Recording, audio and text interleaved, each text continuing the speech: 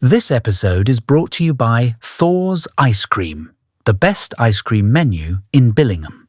Find them at the rink on game days and pick from their range of amazing desserts including the Biscoff brownie and the famous whippy trays, with a choice of amazing toppings.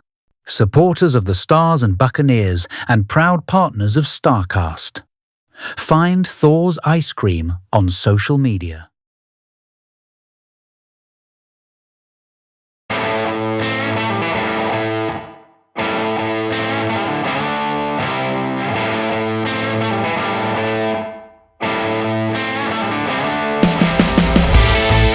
This is STARCAST, the official podcast of the Billingham Stars. Watch and listen for the latest news from the Big Red Machine.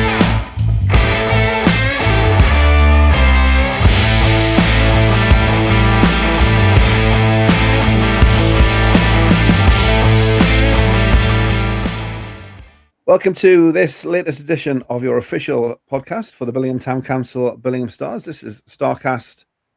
Delighted to be with you again. Myself, with Carol and Jono, and as you can see, we have another Stars guest with us. Delighted to be joined in this first part of this week's episode by Stars forward Iain Brown. Iain, thanks for joining us. How's things? Not too bad. Yourself? All good here. Obviously, we'll talk about the weekend as well, but just a general kind of after the Lord Mayor show from last season. Obviously, getting back into this season. How would you sum up this season so far for yourself and for the Stars?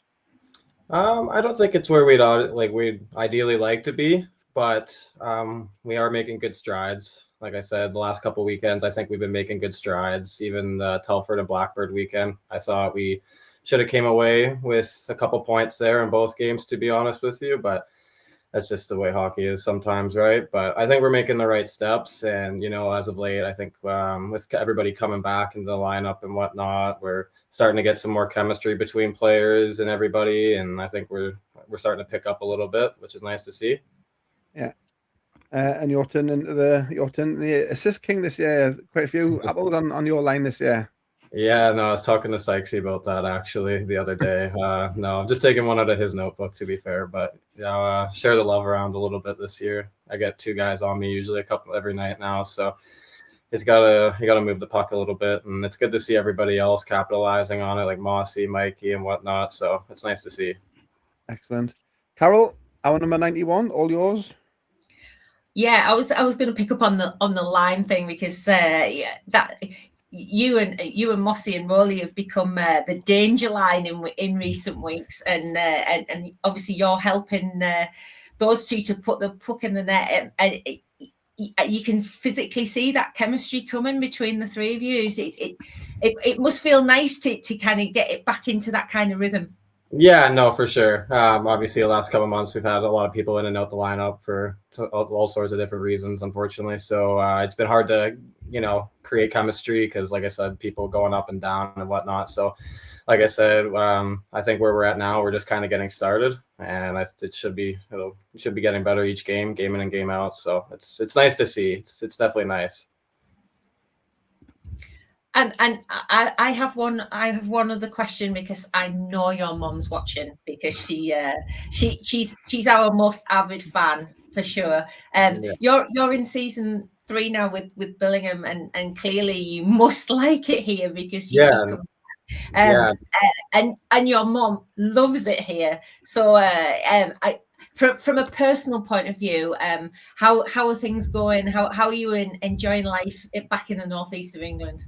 Oh, it's good. It's good. Obviously, I have Emily here. I've got family here with my cousin. He's only down the road as well, so I see him quite often as I can. And then everybody on the team as well. Like a lot of the guys are close friends with, so I keep touch with them. But no, it's just like I said, it just feels more like home. So it's nice. It's always good to be back. Going home in the summertime feels a little weird now, to be honest with you. So when I'm back, it's definitely nice. Yeah, I'm going to follow on the back of Carol. So first season was 3 years ago. You managed to live with Paddy first time round. What was that experience like?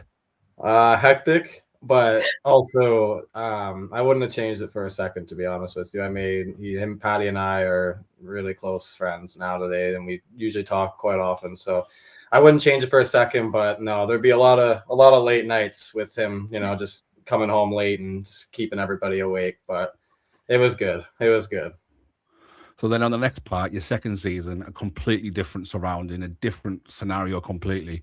Your second season, you're billeted. So how do you go from living to Paddy and then going to live with a billet family? Is it the first time you've lived with a billet family as well? Yeah, it was. And like I said, everybody there was amazing. The Galloway family, like, they did a lot for me. And like I said, they were like a second family at this point. If I never needed anything, and still to this day, I can still go over there. And I'm sure if I needed a key to get into the back door there, I'd be getting a key cut within days. So now to my hockey part of the question, since Carol brought up living over here. So you're an import, so there's a high expectation on you, and you are actually still very, very young compared to the veterans on our team. You're still very young and still learning the game. So how do you go about dealing with that expectation? Because you are an import, you're from Canada, so therefore you must be as good as Conor McDavid. I wish. No, I mean, it's just one of those things. I just take game to game. Especially after last year, I knew I'm my biggest critique, to be fair. I really am. But going from last year to this year, obviously there's a lot more pressure, I'd say, for me. So I mean, I've just tried to just go about my game the same way and just try to just do the same things, same routine almost, and just try to relax. And the most important thing is just try and have fun with it, right? If you're not having fun, you're not going to be able to produce like that. So you got to have fun. And like I said, you got to have teammates around you, good teammate support. And, like I said, like our line chemistry as of late has been really well. So that's also a bonus. And like you said, and like we seen last year as well, if you have got a bunch of three guys clicking like that, a lot of danger can happen. So we're just hoping we can get that back on track. Yeah. I mean, you talk about having fun. It was clear, obviously last year, obviously winning helps. But even this year, you can still see when the guys are clicking and it's happening on the ice, it still seems like that element is there. The room is still up for it, and it's obviously circumstances. Maybe he's not getting the results that you wanted, like you said at the top. But the dressing room is still together. Everybody's still pulling for each other, and it's still got that tight group in the squad. Yeah, oh yeah, for sure. It's never a dull moment at the rink. It's always a good time, no matter what. Even if win or lose, we always try to keep it fun, but we always try to keep it at the same time professional. And at the end of the day, we still have a job to do, and we still have something to compete for. And like I said, all of our eyes are on that playoff. So we want to do some damage, and we want to try and bring home some silverware where we can. And you mentioned the getting double teamed this year. When you have a year like last year, do you kind of blink twice and kind of, is it a dream, or do you just kind of roll with it and enjoy it while it's happening? Because it was, I mean, I think it was the first 20 odd games you scored in the first, and then you just never stopped. So do you kind of just roll with it and enjoy it while it's happening? Yeah, that's the best. Like I said, you just go with it, because those statistics like that are very, very hard to repeat and do on a yearly basis. So, like I said, you just have fun with it and like roll with it while you can, and then just try to keep doing the same each game in and game out. Even if you have that many people on you, I've had to change my game up obviously a little bit, but I think it's benefited other people and it's helped out a lot of other scoring opportunities. So I'm more than happy to put them in the net or dish them away to others to see them score. Whatever is going to help us get the 3 points at the end of the day. Yeah, I'm just looking back at last year's stats. It's just even looking at it down on the computer, still looks 35 games, 68 goals, and 35 assists, 103 points. And then just for good measure, 6 playoff games, you just put another 14 goals just for the hell of it. But as I mentioned, this year changing up a game. I mean, you're still clicking at 2 points a game. Maybe the goals aren't there, like you say, you're having to pass more. But do you still feel obviously you're able to contribute as much as you could? Oh yeah, for sure. It's just one of those things. Like when you've been in the league a couple years, you start to realize like how people play, how certain teams are. You know what I mean? And where like there's just all sorts of different little things that you learn over the last couple of years that I have, and I just try to take those into my game and just it's just keep going like that from there. But I think the biggest part with that is having, like I said, the biggest key is having like a good solid 2 people with you that that know how your tendencies are, and their tendencies, and once you learn that, it's usually it's a good thing, right? So yeah, good stuff. Carol? And I know the team and the guys are all they all know that we're good enough to give anybody a problem on any given night, and obviously the playoffs are still up for grabs, and I know everybody that is the focus for the rest of the season. Is there any team that you've looked at and thought, yeah, they look good, or are you confident we can get past anybody?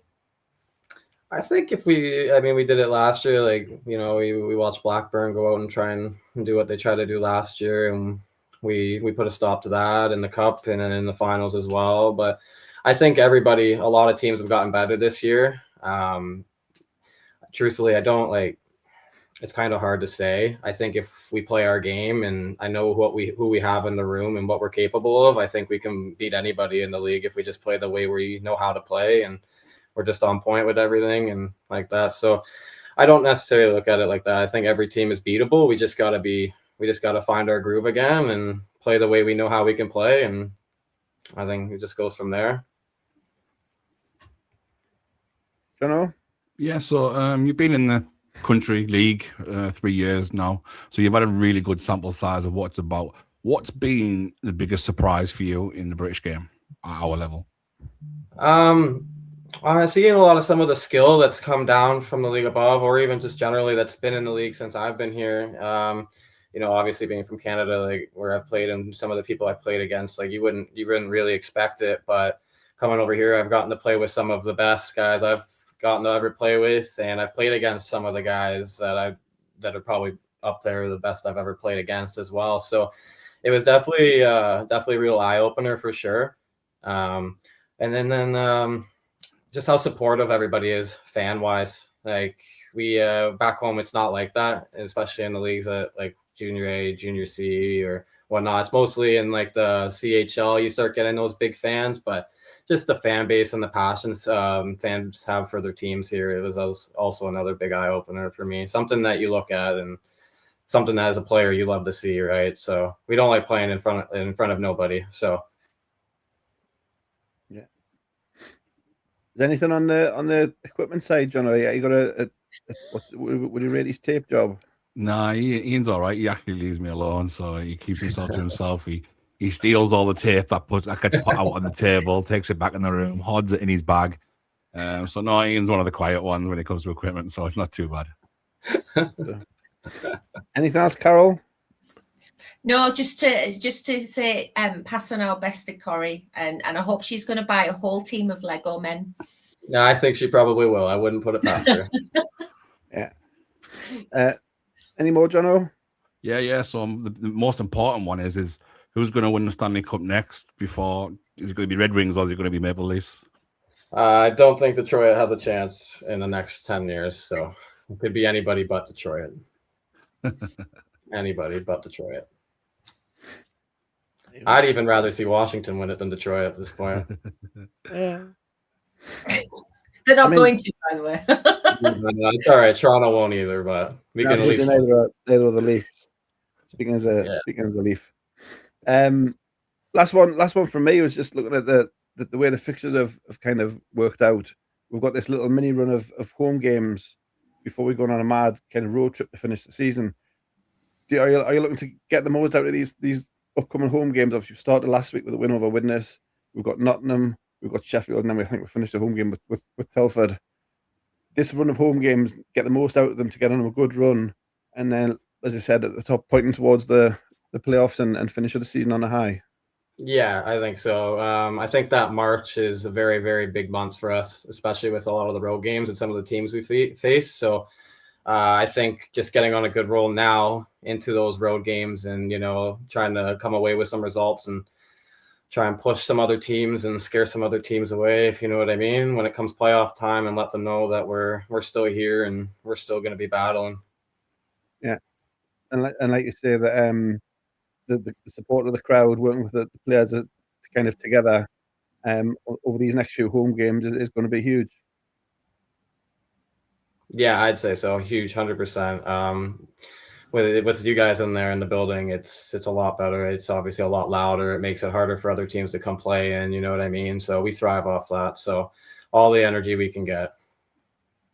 Brilliant. Well, look forward to seeing you on Sunday as we face off against the Nottingham Lions. Appreciate your time tonight, Iain. Thanks for jumping on the pod, and we'll see you soon. All right, thank you. And there he goes. Stars forward Iain Brown. As we said, looking at the stats from last year, just ridiculous. But even this year, he's still pulling at 2 points a game, Carol. And like I say, dealing with the double teams, he's had to adjust and become more of a provider for his line mates. Yeah, I think we could have foreseen that if we thought about it. You know, he had such a phenomenal season last year. It was kind of inevitable that this season he would get an awful lot of extra attention. And I think he'd be the first to admit that he maybe struggled with that a little bit at the start of the season. But he's kind of turned that into a team advantage as the season's gone on, and now he takes the attention and he's able to provide for his line mates. And the chemistry that he's developing with Mossy and Rowley, you'd argue the three most skillful players on the team on their day. They're causing some real headaches. I mean, we're going to get to review the game on Sunday in a minute, but that line in particular was very productive. And Iain was a massive part of that. And I just think it's taken him a little while to get used to that kind of getting extra attention is probably the right phrase. It's taken him a little while to adjust, but he's still there giving his all for the team and actually has become, he's kind of the poacher term provider this season. And it's been an interesting transition, but he's still putting up the points quietly under the radar, so to speak, this year. And he's still put up 22 goals in 26 games, which isn't a bad return at all. No. I know, seeing Iain, you mentioned that when you're asking him kind of how he's grown over the 3 years as a star, coming in as a youngster, I say having to live with Paddy as a welcome to Billingham treat. But how he's grown into his role with the team and what he's doing for the Stars. Yeah, I mean, he's come with huge expectation just because he's Canadian, which it is tough, especially for a young lad coming over when he was 21 when he first came. He's still only 24 and learning his game. If we looked at our lads who are primed in their 30s now, the 3 or 4 of them, it would be interesting to compare where their game was at 24 and what we were saying about them. So he's still learning and developing his own game. But yes, he has got that import tag, so he does need to produce a little bit more than most. But yeah, he's developed, and as Carol said, he's took him a little bit of time to adjust this season. But that's because he's made everybody else in the league more aware of him, but he's made other players in the league better because they've had to be better to put up the numbers that they have. Witkowski couldn't lace his skates last year, and look at what he's doing this year. Telford have got Luca and had to score the goals that he's scoring. Blackburn, Adam Barnes has had to step it up there and scoring goals that he hadn't scored in the previous seasons. He's raised everyone's game with his finishing last year, and then dealt with the extra activity and the extra bodies that are on him, because I think people are hitting him a little harder than they were last year, and they are taking the space off him just because he's a deadly shooter. And credit to him that he probably took it a bit personal at first that he wasn't putting up his numbers, but I mean, like I said, it's hard. He's young and he's learning himself, and he's finally found a way. He's got 2 teammates there who can skate as well as he does, so they can complement him with moving the puck. And he's probably now realizing that, you know what, it doesn't hurt so much when there's 2 people on me if I pass the puck a little quicker, because I ain't going to get hit as much. And I can, if I move the puck a little bit faster, I can get into space because the bodies can't get to me quick enough. So yeah, he's adapting, he's adjusting, and I think he will get better. And I think, touch wood, I hope he is back next season. I hope he wants to come back next season. I think we could even see an even better version of him next year, because he will have learned a lot this season. Yeah. So like season 1, goal scoring, season 2, assists, and then season 3 is where he puts everything together. Basically, Conor yeah. McDavid. Basically, yeah. Yeah, we'll settle for Conor McDavid next year. That's fine. But not great to talk to Iain and get him on. And thanks to him for jumping on. I say we'll see him on Sunday for the home game against Nottingham. Probably see an extra service- 300 listeners in Canada when you look at the stats for this one after. The 300 listeners are one listener 300 times. Hi, Corey. Yeah, great for the support. And yes, those Lego figures, excellent value for money, and everybody on the team is represented. Thank you very much. The normal service for the pod, then we shall resume. We'll talk about the last game as the Stars return to action with a win over the Widnes Wild, not without its talking points, but a good win to get back into action and say just another one game weekend ahead against the Lions coming up. And we'll talk about all the other scores around the league as well. And we'll fit in a bit of AOB towards the end. But we start on Sunday, the 25th of January, back at the Forum Ice Arena. And it was Billingham 6, Widnes 1. Your goals for your Stars were from James Moss twice, Roland Grittans twice, Sean Galloway and Ethan McLaughlin, before a late consolation by Andrew Hopkins for Widnes. In net, Jacob returned to action, 28 saves from 29 shots, and Luca Tassadri in the Widnes net does math, 66 saves from 72 shots, including facing 34 shots in the middle period. So busy old Luca, he got the man of the match deservedly, but a comfortable win in the end for Billingham Stars. Carol, you can kick us off. We said to Fozzie in the post game, it was a bit of a slow start, a bit of a slow burn getting back into action, but once the guys got their legs under them, there was kind of no stopping. Yeah, I think you can maybe forgive the slow start. Widnes had a game the previous night, probably one they don't want us to mention. But I think it was quite obvious in the early stages that Widnes had a little bit more about them, just because they had played the night before, and obviously we'd had a week off. So yeah, I think we can forgive that. It was a bit of a slow start, but being honest, once we did warm into the game, it was absolutely never in doubt that game. A really dominant performance. Looked really, really good all in all aspects of all over the ice. And I think people need to bear in mind that we started the game with gaps that had to be plugged, and then as the game went on, we developed more gaps that had to be plugged. It's very difficult to do that, on a rolling basis. So all credit to the team for putting in the performance that they did under what could have been more trying circumstances. I'm sure we'll get on to discuss the gaps that developed, but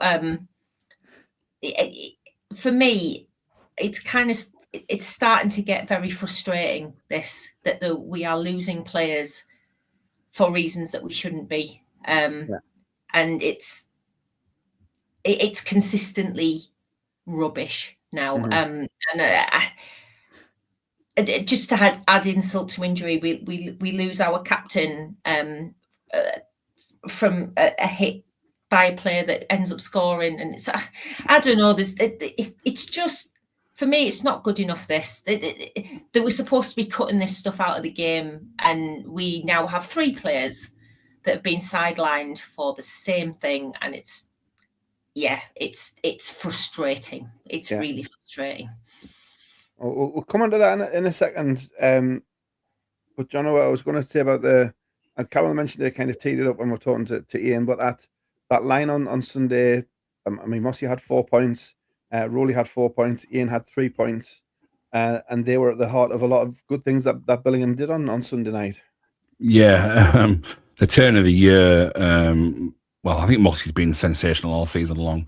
I think it was Mikey who started the season on fire, and he's probably got tired for carrying the team in the early starts when results weren't really going our way.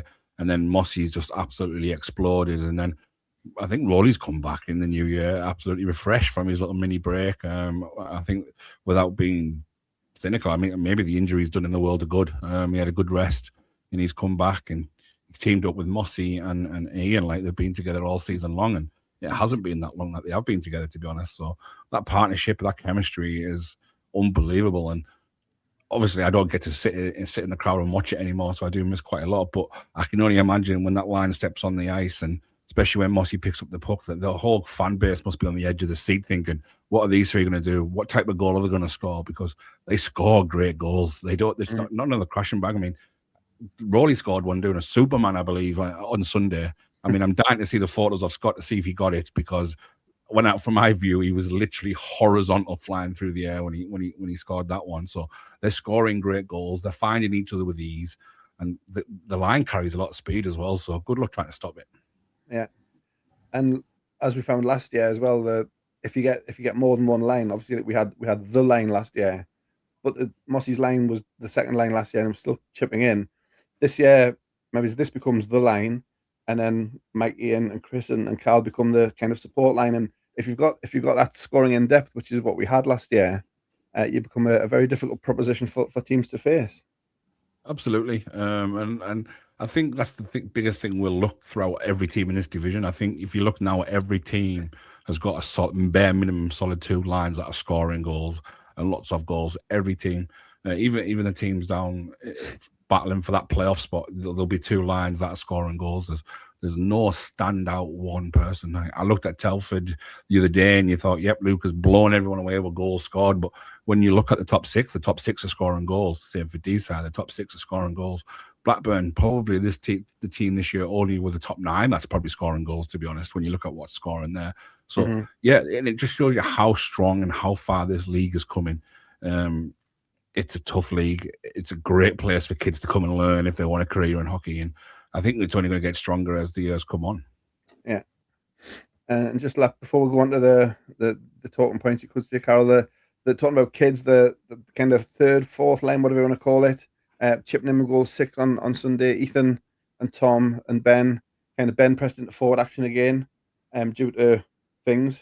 And Ben's been a great emergency forward, and kind of great to see Ethan on the scoreboard as well.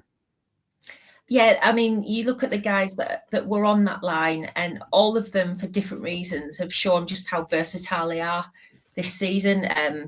Ethan is another one who's flipped between forward and defense. Ben plays forward a lot more at junior level, but now flips between forward and D. Shug flipped between forward and D. I think people have probably recall that from Sunday. And Tom obviously has had a long layoff and has only just returned to action, and has showed his versatility, because he's another one that can play in D. So you look at that line and you look at how versatile they are and how they've been used in the manner that they were used on Sunday, and it just shows how everybody's willing to fight for the team and do whatever's required of them, because I'm sure they've got their preferences. I don't know what they are, by the way, but clearly they're playing where they've been asked to play, and they're doing it with with all the gusto in the world. So yeah, the third line in particular probably needs a little bit of a highlight, just for that reason, if you ask me. The sheer versatility that was on that line, and I will just add, it's great to see Tom back. He's been out for far too long. Yeah, it shows the desire and the will and the want to win, though, to play out their best capability of whatever position they're put in. They're not sat there sulking, going, "Oh, I'd rather be playing in D, but I've got to be up here skating my backside off up forward," or "Oh, I'd rather be back in D making hits than I have to skate all over the place." So they're not complaining. They're getting on with it. They're doing the job to the best of their ability. I mean, coaches must love the likes of Ethan, who they just say, "Go and do this," and they're giving absolutely everything they've got. And you can see that in his performance over the last few weeks. He has been passed from pillar to post, defense to forward, and he's put absolutely everything in. And he got his rewards on Sunday, which I was absolutely buzzing for him to get a goal. But yeah, the desire to win and do what they can for the team just it epitomised that game on Sunday. Yeah, and as Carl said, Sugar as well, jumping from forward to D, sometimes in like consecutive shifts, playing forward and then playing D, and then playing forward and then playing D. and he got the 5th goal as well. And it kind of takes us back to one of the. It kind of became one of the catchphrases last year. Was just the kind of the next man up. So Fuzzy needs a D, I'll go and play D. Right, Fuzzy needs a forward, I'll go and play forward. It's kind of returning to that kind of mentality, which can only be good for the running, Carol. Yeah, that's all we can ask, isn't it? It's John was dead right. You don't want somebody sat on the bench sulking because they're not playing in the position that they want to play in. The team pulls together as a team and plays where they're asked to. And you know what? None of them look out of place either. They literally the 4 that we've mentioned there will play anywhere and they never look out of place. And having that kind of versatility on the team is priceless. Full power to the elbow, fantastic. So you mentioned a couple of holes that appeared in the lineup. The first one we'll talk about Mossy first. It was later on. Mossy took a fall behind the net. Obviously was helped off. We'll see obviously how that develops. But first reaction, I think you said it, Carol, when you texted us, that it didn't look good. It was a lower body, middle of the leg area. Didn't look good. No, lost his footing. Went into the boards pretty hard. I think they were gesturing the bench pretty much straight away. So he looked in good spirits after the game, though. So we keep our hopes up that that's not as serious as it looked at the time. Yeah. You know, he's a tough one, isn't he, Mossy? So and he is the guy in form. So please, hockey gods, let us off with this one. We'll see. Obviously, we'll see what happens this week when we go down to training later in the week. And obviously, the best medical team in the NIHL, Very much so. helping him. So we'll see what happens. The other one, less savoury, you could say. First period, Michael Elder, he's gone down to block a shot. He's getting back up, and then he's hit by Andrew Hopkins. It was kind of a bit off the place, so nobody really saw it clearly. But obviously, we've had a chance to have a look at the video. The officials got together, deemed it a 2-minute check into the head penalty. But as you've said, Carol, these hits to the head are happening far too often. And obviously, we don't know what's going to happen, if anything, getting sent to discipline. So careful what we say. But it didn't look good on the video. No, I do remember England ice hockey coming out with statements about trying to get rid of these players from the game, and we've seen them. Well, in the last few weeks alone, you know, we've lost players with headshots, and for me, I don't know whether there's a gap in some training for the officials or whether they genuinely don't see these incidents or they don't think they're worthy of penalties. But if you're trying to cut headshots out of the game, why are they not getting called? And most of the point when they do see them, they decide to call the check to the head penalty. Why is it worth 2 minutes? When the guy that's been checked to the head doesn't play the rest of the game. I'm kind of at a loss with this, and I'm trying to be careful what I'm saying, but it's becoming a topic that we're talking about every week. And I believe you me, I do not want to talk about this every week. Moaning about decisions it's boring, quite frankly, but it's every week. Every week something happens that you think, well, aren't we supposed to be getting rid of this? Yeah. And nothing's being done about it. And that's the worst thing. Nothing is being done about it. And it's back to what you said in a previous episode, John, when we're talking about incidents like this. If you see it, call the major and deal with it afterwards. Absolutely. I mean, even if you think it's, did he catch his shoulder first or catch his chest first? Was the primary contact head? At this level, the primary contact's head, simple as can be. If a guy's gone down holding the head and it's not the primary contact, don't care. Treat it as the primary contact. That's the way you clean this game up. And you don't have to kick the person out of the game. We can change the in-house rules to be whatever we want them to be, as long as they're voted in and done properly. We can give 5-minute majors for hits to the head. It will clean the game up. They don't have to kick them out of the game. If you're worried about them having penalty points, they could be downgraded on Monday once it's been looked at and checked at properly. And yeah, I don't agree with videos being looked at in slow-mo because it changes absolutely everything.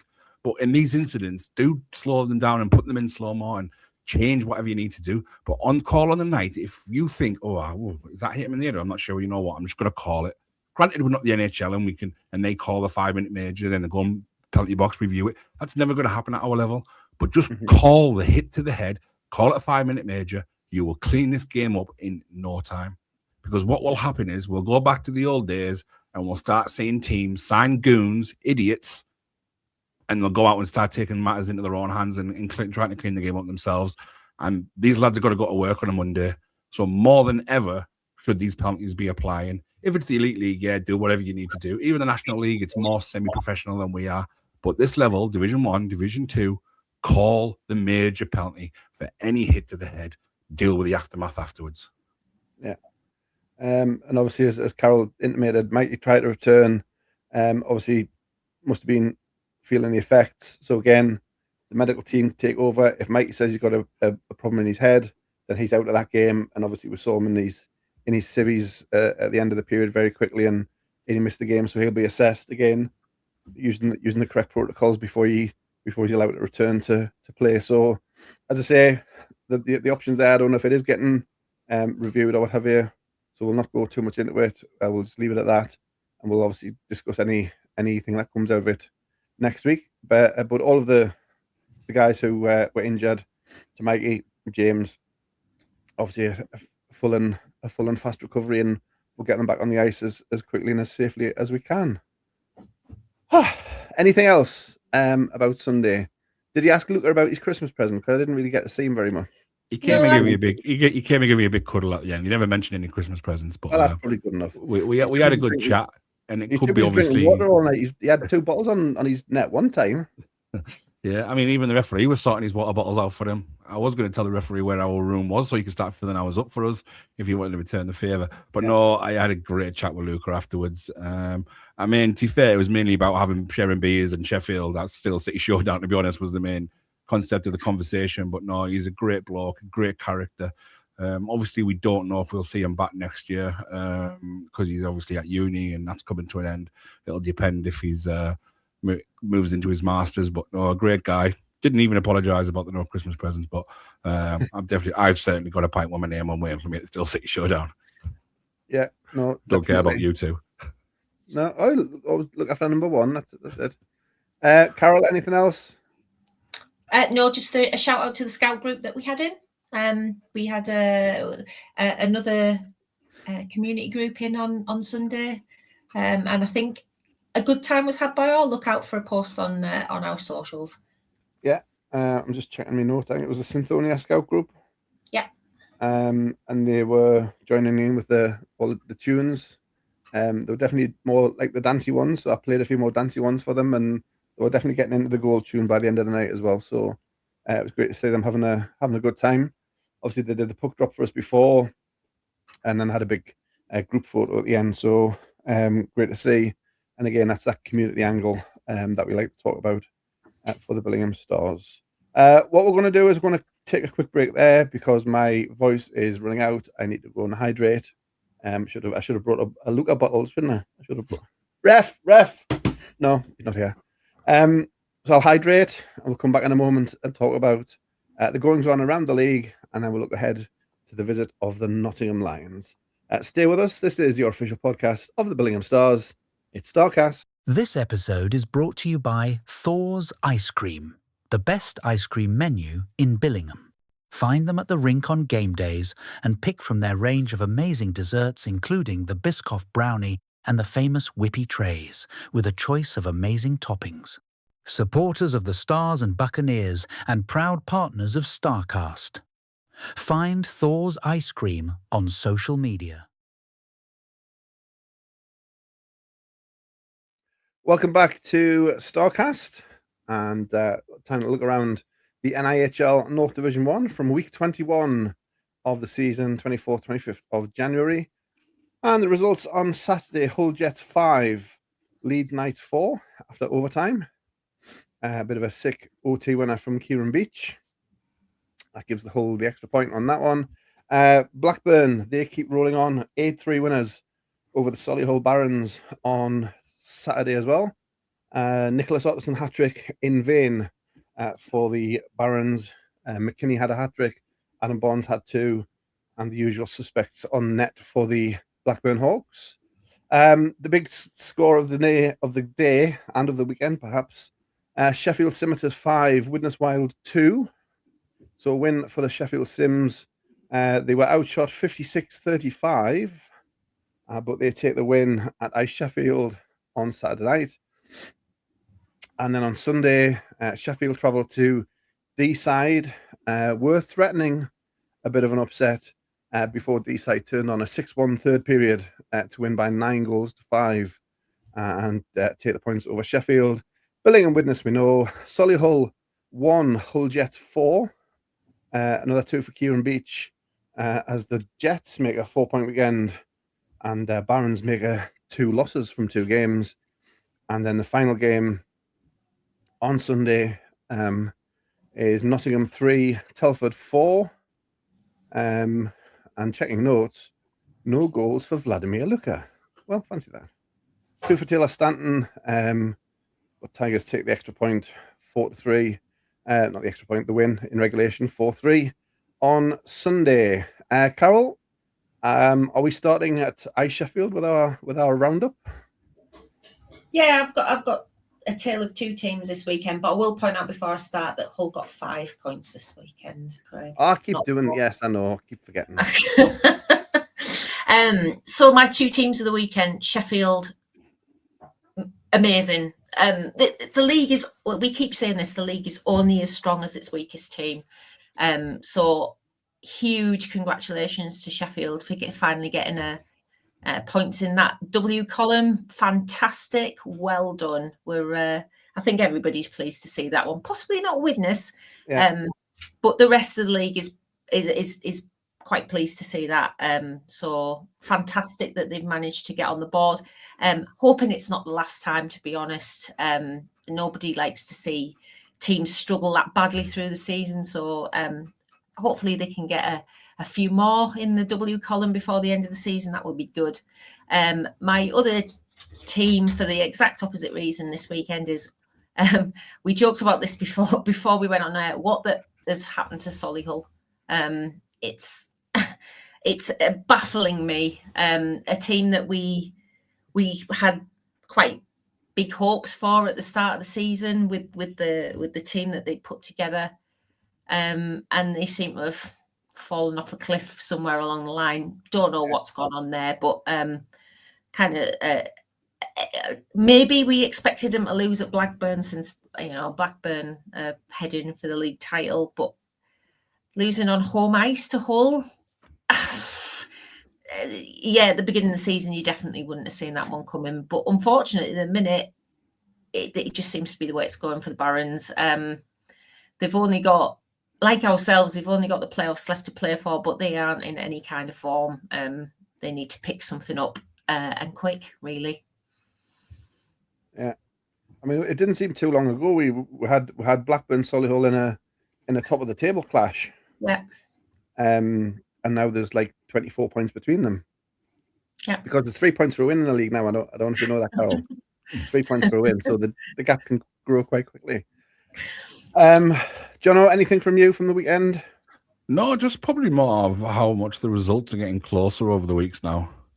Whether that's a parity happening within the league, that the weaker teams are getting better and getting up to pace with the game, or is it the teams at the top that they're slowing down a bit and giving a few more chances? I don't know, but yeah, a lot more results are getting closer. I think it's going to make for a lot of exciting hockey over the next 6 to 8 weeks while the season winds down into the playoffs. But it's certainly going to be something to watch, and certainly be something for us all to be keeping an eye on results across the league, because I think there's still some big shocking results to come.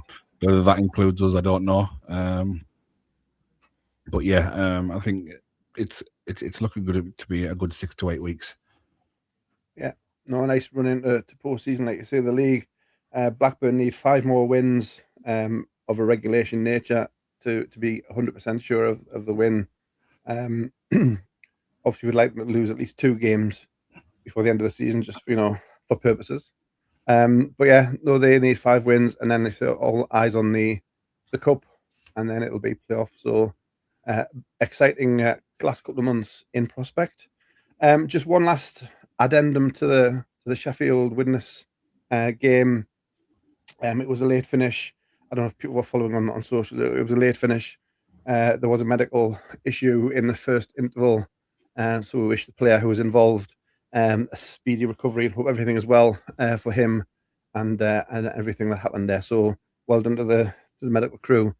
We praised our own, but the medical staff down at Ice Sheffield on Saturday night as well did a top job as well. So fair play to them, and we hope the player is okay. So a look at the league table as things stand after the 25th of January. So Blackburn have 75 points from 27 games. D-side in second, 56 points from 25, as have the Telford Tigers, 56 from 25. Solihull are in fourth, 51 from 25. Then we find your Billingham Stars, 41 from 26. Below them, the Hull Jets, 34 from 24. Widnes have 29 from 26. Nottingham, the last playoff spot, 21 points from 25 games. And then below the line, Leeds have 15 points. And Sheffield Scimitars have 3 points because they won in regulation. Because that's how the league rules work this year. So all happening, as I say, the league, we know the way that's going, but still plenty to play for. In terms of this coming weekend, Saturday, the 31st of January, Hull Jets versus Sheffield Scimitars, Solihull versus D-side, and Leeds versus Widnes. And then on Sunday, D-side versus Telford, Billingham versus Nottingham, we'll talk about in a second, Widnes versus Sheffield, and Blackburn versus Hull rounds off the Sunday action. Billingham aside, Carol, any fixtures catching your eye?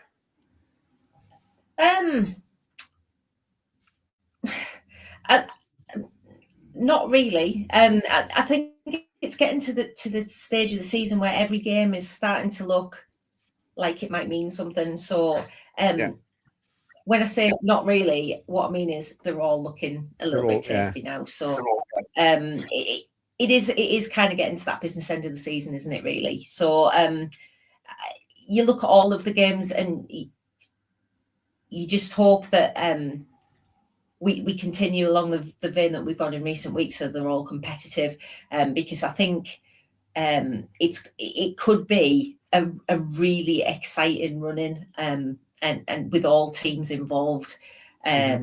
So keeping our fingers crossed for a mighty end to the season, and all teams picking up and getting that momentum towards the end of the season, and everybody's picking points of everybody. That would be my ideal. It probably won't work out like that, but hopefully that's what we start to see. Yeah, because like you say, there's the title, but then there's qualification, but then there's the playoff seedings as well. So every game does have a bearing somewhere down the line. John, anything for you standing out, or should we just go straight down to our game? Yeah, I mean, to be fair, for me, I think that's probably one of the biggest games there, to be honest. So, yeah, I mean, people will automatically look towards D-side Telford on Sunday, or maybe even Solihull D-side on the Saturday. But for me, I think just looking at fixtures now, I think ours with Nottingham is big as most at the moment, given our league position and what we want to try and achieve in the rest of the season. Yeah. Obviously, we'll talk about all the games next edition of the podcast. But as has been said, so another just a one game weekend in prospect for your Stars, and it is a home game against the Nottingham Lions. Sunday 5:30 as usual, Four Ice Arena. Good seats still available per the usual bump. Carol, obviously the last game down there saw the Stars come undone. Again with a bit of a patched up lineup at times. So I don't want to say we owe them one, but we kind of owe them one. We do, but please do take into account that Nottingham having one of those weird schizophrenic seasons where they look pretty good some weeks, and especially on their own ice, and then they're pretty terrible the following week. So it depends which version of Nottingham show up. Granted, they're on the road and they haven't had a great deal of luck on the road, but just look at some of the recent results. I mean, we're not the only team by any means that have come a cropper down in Nottingham. And they pushed Telford. I believe Nottingham were winning that game till fairly late on as well. So to a certain extent, it does actually depend which Nottingham turn up, because if the Nottingham team that turned up against us before Christmas, then yeah, we're in for a real toughie. I'm just checking the box score from that one. It was 2s each early in the second, then 3-2, then 3s each. Nottingham equalised 1 minute and 50 seconds from time. So they thought they might have been heading to OT, but then Telford snatched it 30 seconds later. So it was a late Telford goal. And I don't know how big those penalty boxes are at the NIC, but there were, at 56 minutes, there were 1, 2, 3, 4 Nottingham players and 1, 2, 3, 6 Telford players all assessed penalties at 56 minutes and 6 seconds. One boarding and everybody else was roughing. So obviously something's happened. So that would have been fun to see. We're going to check the video out and see what happened. Yeah, but yeah, a late one for Telford, taking the points on that one. But yeah, Nottingham, like you say there, I don't. Has the stats got the home and away record? He says trying to find on the document that I'm looking at, courtesy of on the table NIHL stats.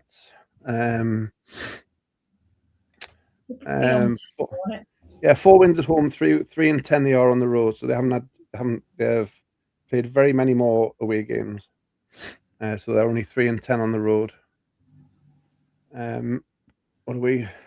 Billingham at home for instance, are 8, 1 and 5 on home ice, 5, 1 and 6 on away ice. But yeah, we'll see what Nottingham turn up, and obviously they've, as Nottingham do, as the season goes on, they bring players up and down and give players that chance at NIHL level. So we'll see who turns up on Sunday. John, are your thoughts on the Lions coming into town? Yeah, I think it's a pretty straightforward one for me. I think we do owe them one. The hit on Jack, the way the game panned out. I think we owe them one. If they come weak, that's on them. I'm not bothered. I want us to put them to the sword. If it's a tough game and we outwork them, we'll win hands down if we outwork them. But yeah, for me, it's 100% we owe them one. As long as we can get ourselves back to fully fitness and everyone's come through the previous weekend, I'm sure Sadie will have the fitness tests out this week for most of the squad to make sure they're good to go at the weekend. But as long as they all come through that, I think we'll be too big and too strong for them. But if the Lions do bring it, it'll be a great game for the fans to watch, and I still think we'll win. And if they come weak and we end up scoring 15, so what? Like I say, we owe them one, and obviously that cheap shot on Jack as well. For me, again, it's one of the reasons why we owe them one. Yeah, now we'll see what both lineups look like. We'll see obviously the 2 injuries we talked about from Sunday's game for Billingham, and we'll see what kind of lineup Nottingham come up with on Sunday at 5:30 as usual at the Forum Ice Arena. I said there was a good crowd for the Widnes game. Hopefully the fans can kind of get behind this little run in that we've got, this little run of home games, and keep the noise going for the fans, which has been great to see all season, despite the way the results have gone. The fans' support hasn't really faltered, which has been fantastic. Anything else on Nottingham before we quickly move to AOB? No? We've covered everything. So yeah, so hope to see you on Sunday afternoon at the Forum Ice Arena. Any other business from Carol? I think they announced the Bucks Cup final dates this evening. We give our congratulations to the Bucks last weekend for reaching the Ladle Cup final. We now know they're going to be playing Sutton in that final, and They'll be playing Sutton away on the Saturday and at home on the Sunday. It's the 21st and 22nd of February, she says. I think that's right. So obviously the Stars don't have a game that weekend. Get yourselves down and support the Bucks, and hopefully they can get some silverware this season. That would be great. Yeah, Ice Sheffield 3 o'clock on Saturday, and then Forum, as you say, Sunday 5:30 as usual. So yeah, well done to the Bucks for reaching a final, and all power to them in the Ladler Cup final. Anything else, Carol? No. Don't think so. Jono, you have a list? I have no list, but no, Lego Men? it's just a repeat of last week, basically. Yeah, saying obviously we are running out of home games fast. I'm sure you've all now seen the very, very popular Lego Men. If you want one, get one quick while you can. Get in touch with the sports club whether it's at the table or get in touch via the Facebook means, Messenger, or the chat system that's on there. And get them ordered, but it's obviously all your usual merch still available. We still are working on 1 or 2 pieces, so hopefully we will have a summer range coming quite soon. So keep an eye out for that. Yeah, I mean we call them Lego Men, but they're about a foot tall, aren't they? Yeah, they're about 21 centimeters.